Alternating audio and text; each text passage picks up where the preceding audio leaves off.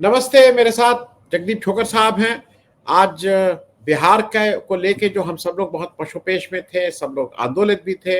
ये क्या हो रहा है, देश का लोकतंत्र बचेगा कि नहीं बचेगा, क्योंकि जिस तरह से बिहार में इलेक्शन कमीशन मैं जगदीप साहब सामने हैं, मैं थोड़ा अपनी भाषा को संभाल के करता हूँ, लेकिन फिर भी इतना तो कह दूं, जैसे बीजेपी के फ्रंटल ऑर्गेनाइजेशन की तरह काम करने लगा था।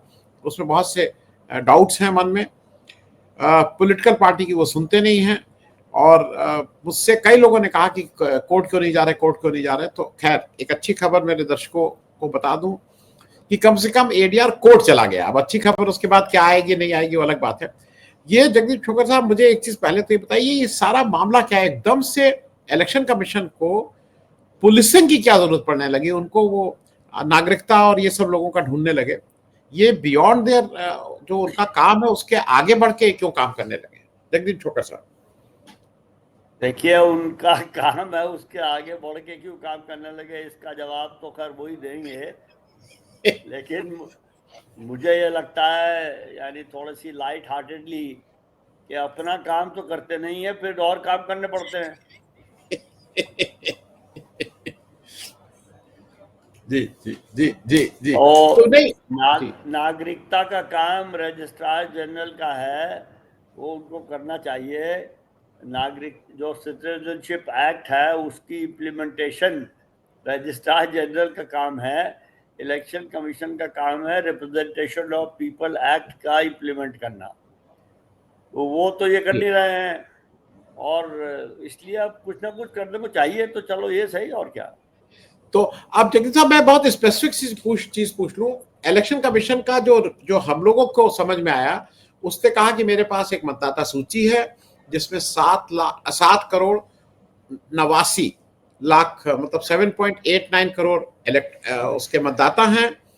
और उसमें से 1 जनवरी 2003 के अनुसार करीब 4 करोड़ 90 लाख के आसपास लोग उसमें 1 जनवरी 2003 में थे। उसके बाद जुड़े हैं 2 करोड़ 93 लाख, 2.93 करोड़। और ये जो 2 करोड़ 93 लाख जुड़े हैं, इनको अपना सारा कुछ पुराना देना पड़ेगा कि मैं ये हूं, मेरे बाप ये, मेरी माँ ये, और जो डॉक्यूमेंट्स हैं। सरप्राइजिंगली आज इंडियन एक्सप्रेस ने भी एक स्टोरी की है, उसमें मुझे अजीब सा लगा, जो 11 डॉक्यूमेंट का है उसमें आधार भी नहीं है। तो मैं जरा आपसे समझू, ये इससे तो बहुत से लोग नहीं मतलब चुनाव में वोट डालने की स्थिति में नहीं रहेंगे। ये है क्या, जरा इसको समझा दी। देखिए,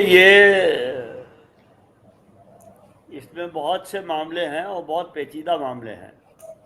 पहली बात तो ये है कि आपने कहा कि जो 1 जनवरी 2003 के बाद जिन लोगों के नाम इलेक्टोरल रोल में जोड़े गए थे, 24 जून 2025 से उनके नाम वहां से कट गए।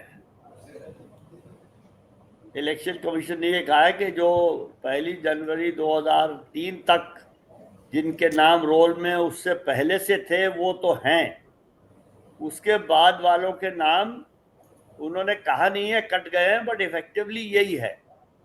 क्योंकि उन्होंने ये कहा है कि कॉन्स्टिट्यूशन के आर्टिकल 326 में लिखा है कि भारत के नागरिक को ही वोट देने का अधिकार है। और उन्होंने ये अपने प्रेस नोट में इलेक्शन कमीशन ने लिखा है कि 1 जनवरी 2003 से पहले जो लोग इलेक्टर रोल में थे, वहां there is a presumption of citizenship.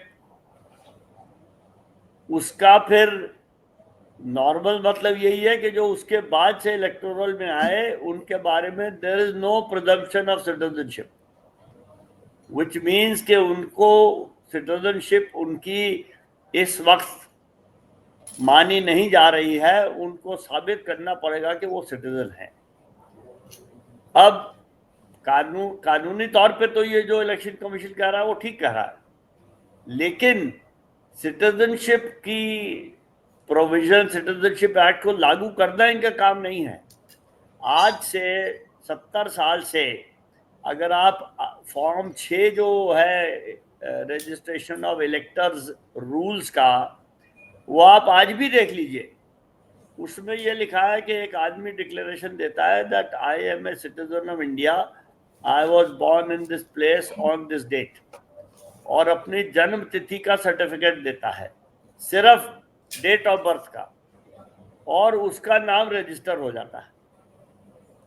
अब ये कह रहे हैं कि आप ना सिर्फ अपना वेरिफिकेशन, वो डिक्लेरेशन अपना दीजिए, अपने डेट ऑफ बर्थ और प्लेस ऑफ बर्थ दोनों का कागज दीजिए, और फिर 1 तारीख के बाद अपने माँ या बाप का भी दीजिए, और 1 तारीख के बाद अपने माँ और पिता दोनों का दीजिए। अच्छा, उसमें 11 डॉक्यूमेंट लिखे हैं जो आप कह रहे हैं जिसमें आधार नहीं है। जी वो इंडियन एक्सप्रेस में जो कल रिपोर्ट आई थी वो 2 लोगों की लिखी हुई थी, एक का नाम है दामिनी नाथ और एक सज्जन कोई और है उनके साथ। उसमें जी लिखा है कि वो जिस गांव में गए जी सब जगह लोगों ने ये कहा कि हमारे पास तो सिर्फ आधार कार्ड, वोटर आईडी कार्ड और लेबर कार्ड, ये 3 चीजें हैं, और ये तीनों चीजें उसमें है नहीं। आधार कार्ड तो इसलिए नहीं है कि आधार कार्ड सिर्फ आपके रहने की जगह बताता है और आपकी डेट ऑफ बर्थ बताता है, आपकी प्लेस ऑफ बर्थ बताता ही नहीं है, तो इसलिए वो उसमें शायद नहीं है। लेकिन उसमें स्कूल लिविंग सर्टिफिकेट भी है, high school certificate. High school certificate भी डेट ऑफ बर्थ ही बताता है, प्लेस ऑफ बर्थ तो नहीं बताता। और पीएसयू आइडेंटिटी कार्ड है, उसमें भी प्लेस ऑफ बर्थ नहीं होती। तो वो 11 डॉक्यूमेंट भी ऐसे हैं जो कि पूरा काम नहीं करते। तो इससे 2 बातें जाहिर होती है कि इलेक्शन कमीशन ने जो ये करने की कोशिश वो कर रहे हैं, एक तो वो बहुत जल्दबाजी में किया है, जल्दबाजी में किया है और जल्दबाजी में करने की कोशिश कर रहे हैं। 24 जून को चिट्ठी इशू होती है बिहार चीफ इलेक्टोरल ऑफिसर को, और उसमें एक शेड्यूल बना हुआ है कि 25 तारीख से काम शुरू हो जाएगा। 25 तारीख से वोटर इन्यूमरेशन फॉर्म छपने शुरू हो जाएंगे, वो बीएलओ की ट्रेनिंग शुरू हो जाएगी और बीएलओ फॉर्म बांटना शुरू कर देंगे। भाई मैंने तो आज तक कभी देखा नहीं कि जिस दिन चिट्ठी इशू हो सरकार से उसके अगले दिन काम चालू हो जाए। और उसके लिए उनको 80,000 बीएलओ को अगर ट्रेनिंग देनी है तो कोई ट्रेनिंग मटेरियल चाहिए। भाई क्या ट्रेनिंग देनी है, उसके लिए उनको अगर फॉर्म प्रिंट होने हैं तो कंप्यूटर चाहिए, कागज चाहिए, करोड़ों फॉर्म प्रिंट होने हैं, और 80,000 लोगों को 1 या 10 जगह इकट्ठा करना है ताकि उनकी ट्रेनिंग हो। फिर उसके 3 दिन बाद इंडियन एक्सप्रेस में ही खबर छपती है कि इलेक्शन कमीशन ने कहा 80,000 लोगों को ट्रेनिंग दे दी गई। भाई 3 दिन में 80,000 लोगों को ट्रेनिंग देना मेरे ख्याल में तो एक वर्ल्ड रिकॉर्ड है, और उसके लिए इलेक्शन कमीशन की तारीफ करनी चाहिए। तो इस तरह के काम किए जा रहे हैं। अब आज उसमें से कल कोई मुझे गिन के बता रहा था कि 19 दिन रह गए हैं जो महीना भर दिया था। अब जी उसमें से बीएलओ हर वोटर के घर जाएंगे, कम से कम 2 दफा नहीं तो 3 दफा। बहुत से वोटर उनको वहां घर पे मिलेंगे नहीं। उनमें से कुछ तो पंजाब गए हुए हैं खेत मजदूरी करने, फैमिली माइग्रेट की गई हैं। कुछ लोग मुंबई, हैदराबाद, कलकत्ते में बिल्डिंग बना रहे हैं, उनका क्या करेंगे? उनके लिए इलेक्शन कमीशन ने बड़ी जेनरसली एक प्रोविजन किया है कि वो इलेक्शन कमीशन की वेबसाइट से वो इन्यूमरेशन फॉर्म डाउनलोड कर लें और उसको भर के अपलोड कर लें। आप सोचिए कि एक बेचारा मजदूर जो बिल्डिंग में कंस्ट्रक्शन का काम कर रहा है बंबई में, वो कहाँ से डाउनलोड करेगा और अपलोड करेगा? तो ये सारा काम जो है ये बिना सोचे समझे जल्दबाजी में करने की कोशिश हो रही है, और ये क्यों ऐसे करने की कोशिश कर रहे हैं मैं नहीं जानता। और जो शुरू में बात हुई थी कि 2003 पहली जनवरी के बाद जो लोग रजिस्टर हुए उनके नाम कट गए हैं, नाम काटने की एक कानूनी प्रक्रिया है। फॉर्म 8 शायद है या फॉर्म 7 है, जिसको भरना पड़ता है। फिर जो इलेक्शन कमीशन को जिस व्यक्ति का नाम काटने के लिए किसी ने कहा है उस व्यक्ति को नोटिस देना पड़ता है, और उसको उसकी एक हियरिंग होती है जिसमें उसको ये बताने का अवसर दिया जाता है कि मेरा नाम क्यों नहीं कटे। तो वो कानून है देश में, अभी भी है। उस कानून को अनदेखा करके करोड़ों लोगों के नाम इफेक्टिवली काट दिए हैं। ये गैर कानूनी, इसीलिए तो हम कोर्ट गए कि भाई नाम काटने का तरीका जो कानून में लिखा है या तो पहले उसको हटाइए या उसको बदलिए, अगर वो है तो उसको फॉलो करिए। तो ये तो एक कानूनी मुद्दा है, और भी हैं। तो जी ऐसी इसमें बहुत सी चीजें हैं, ये बड़ी अजीब सा काम करने की कोशिश हो रही है। जी। मैं जगदीश साहब एक चीज और पूछ लूं आपसे, क्योंकि ये सब चीजें एक दूसरे से उलझी हुई हैं। यहाँ पे मुझे एक सुन के अजीब सा लगा, इलेक्शन कमीशन ने एक तो जो आप कह रहे हैं कि फॉर्म डाउनलोड कर लें और अपलोड कर दें, मैं ये काम करता हूँ, और मेरे जो साथ में मेरे कम से कम 10-20 दोस्त हैं जो मेरी उम्र के हैं, जो पढ़े लिखे हैं, जो कोई इंजीनियर है, मैं दावा कर सकता हूं अगर उसमें से 10 में से 2 लोग भी इसको अगले एक दिन में ये काम कर लेंगे तो मैं ये अपना चैनल आज से बंद कर दूंगा। ये हमारे और आपके बस का नहीं है जगदीश साहब। ये तो मतलब ये कौन करेगा, कहाँ करेगा, ये किस दुनिया में रह रहे हैं। मैं एक चीज, मैं सिर्फ, मेरे बस का तो है। आपके बस का है क्योंकि आप कोर्ट जा रहे हैं इसको करने के लिए। तो मेरे बस का मेरा यूट्यूब वाला काम है। आप उसमें कहिए कि कैसे करो, अपलोड कर दो, ये कर दो, उसको कर दो, वो मैं कर लूंगा। लेकिन वहां से डाउनलोड करना, वो अपलोड करना, ये बहुत आसान काम नहीं है किसी भी व्यक्ति के लिए। सही है, सही कह रहे हैं जगदीप साहब, इस देश में आज भी अपने जो मोबाइल का पैसा अपलोड करने के लिए या ओटीटी वो सब करने के लिए, अपलोड करने के लिए, आज भी पढ़े लिखे लोग किसी बच्चे को बुलाते हैं, बेटा जरा हमारा ये कर देना। नहीं है, इतना टेक सेवी नहीं है एक उसका। खैर, ज्यादा इंपॉर्टेंट चीज ये है जो इन्होंने ये बताया कि ऑलरेडी मतदाता सूची एज ऑन 1 जनवरी 2003 की अपलोड कर दी गई है और वहां से आप डाउनलोड कर लीजिए। इसका मतलब अगर ये चाहें तो ये डिजिटली उसको 2 मिनट के अंदर अपलोड कर सकते हैं। 2 मिनट में ये भी बता सकते हैं कि उसके बाद कौन है, उसके पहले कौन है, ये सब।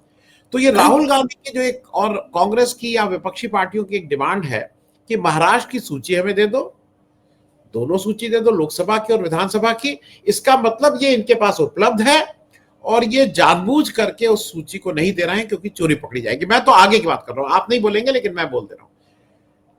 तो ये उस बात को भी तो बल देता है कि जो विपक्षी पार्टियां महाराष्ट्र के चुनाव के मद्देनजर 2 सूचियां मांग रही हैं, वो चुनाव आयोग के पास है, और अगर कोई उनसे कहता है तो उनको वो सूची देनी पड़ेगी, देनी चाहिए। जी जी जी। तो ये संभव है, मतलब ये सूची मिलना संभव है। भाई जब 2000 जनवरी 2003 वाली सूची लगा दी गई है तो 22 साल पुरानी सूची तो है, और 2024 की सूची नहीं है। जी जी जी जी जी। और एक चीज मुझे ये भी लग रही है, जो प्लेस ऑफ बर्थ को बार बार ये इतना एम्फसाइज कर रहे हैं, 2003 के बाद अगर आप देखिएगा तो मेरे लड़के या मेरी लड़की भी जो उसके बाद वोटर बनी है, ईमानदारी से मैं पढ़ा लिखा हूं, मेरे पास सब कुछ है, लेकिन मेरे पास प्लेस ऑफ बर्थ का कोई सर्टिफिकेट नहीं, मैं नहीं लाके दे सकता। इट इज इम्पॉसिबल, ये इम्पॉसिबल। प्लेस ऑफ बर्थ का आसानी से नहीं मिलता है, क्योंकि हमारे देश में बर्थ को रजिस्टर कराने का रिवाज नहीं है। एक कभी कोई थोड़े दिन पहले हेल्थ एंड फैमिली वेलफेयर का कोई सर्वे होता है सरकार का, उसमें यह आया था कि 2.8% बर्थ रजिस्टर हुई एक गिवन पीरियड में। तो अगर 2.8 रजिस्टर हुई तो 97% तो रजिस्टर नहीं हुई। तो अगर रजिस्टर नहीं हुई तो उनका बर्थ सर्टिफिकेट और date of place of birth कहाँ आएगा। और जैसा मैंने आपको बताया, वो जो 11 डॉक्यूमेंट हैं, कम से कम एक का तो मैं आपको गारंटी देता हूं कि स्कूल लिविंग सर्टिफिकेट में प्लेस ऑफ बर्थ नहीं होता जी, वो उसमें लिस्टेड है। और मुझे ये यानी काफी हद तक विश्वास है कि उनमें से बहुत से कागज ऐसे हैं जिनमें प्लेस ऑफ बर्थ है ही नहीं। जी। तो वो कागजों की लिस्ट बनाने से क्या मतलब है? और ये कहने से कि हमने तो इतनी आपको 11 ऑप्शन दे दिए हैं, और ये भी बड़े स्मार्टली लिखा गया है कि टेंटेटिव और इंडिकेटिव लिस्ट है, एग्जॉस्टिव लिस्ट नहीं है। तो भाई एग्जॉस्टिव लिस्ट तो बनाओ, अगर बना नहीं सकते तो फिर ऐसे कागज लिखो जिनमें प्लेस ऑफ बर्थ भी हो। तो ये पूरे मामले में मुझे लगता है बहुत जल्द, जैसा मैंने कहा, जल्दबाजी में ही फॉर्म बनाया है। एक जगह नहीं, 3-4 जगह ये लिखा है कि प्लेस ऑफ बर्थ एंड और डेट ऑफ बर्थ। अच्छा, वो एंड स्लैश और का क्या मतलब है? कि दोनों देने हैं कि एक देना है? इसका फैसला कौन करेगा? वो इलेक्टोरल रजिस्ट्रेशन ऑफिसर करेगा या एप्लीकेंट करेगा? एप्लीकेंट कहेगा जी और भी लिखा है तो आप दोनों में से एक ले लो, वो कहेगा मुझे दोनों चाहिए। ऐसे ऐसे कई चीजें हैं। एक जगह ये लिखा है कि तो ये 2003 वाली लिस्ट या पता नहीं जो ERO अपलोड करेंगे वो सारा अपलोड हो जाएगा ताकि उससे ट्रांसपेरेंसी हो। और अगले सेंटेंस में लिखा है लेकिन उसको एक्सेस ऑथोराइज्ड इलेक्शन ऑफिशियल ही कर सकते हैं। तो ट्रांसपेरेंसी कहां से आएगी? ऐसी उल्टी सीधी बातें लिखी हुई हैं कि हंसी आती है। जी। तो खैर बहुत बहुत धन्यवाद जगदीप भाई साहब। बचपन में एक कहानी पढ़ी थी, अंधेर नगरी चौपट राजा, उसी को लगता है कि कहीं न कहीं आज उसको सामने देख रहे हैं, क्योंकि ये देश के लिए खराब है। लोकतंत्र में अगर आप चुनाव ठीक से नहीं कराएंगे तो लोगों का भरोसा इस पूरी चीज से उठ जाएगा। आपका बात करने के लिए, समय देने के लिए बहुत बहुत धन्यवाद। और इस उम्मीद के साथ कि ADR इसमें सफल हो अपने इस प्रयास में, नहीं तो इस देश में बहुत से लोगों को जो उनका एक ही अधिकार उनके पास है, उनके पास पैसा नहीं है, कुछ नहीं, वो अधिकार भी छीन लिया जाएगा, तो बहुत बुरी स्थिति। थैंक यू सो मच, बहुत बहुत थैंक यू।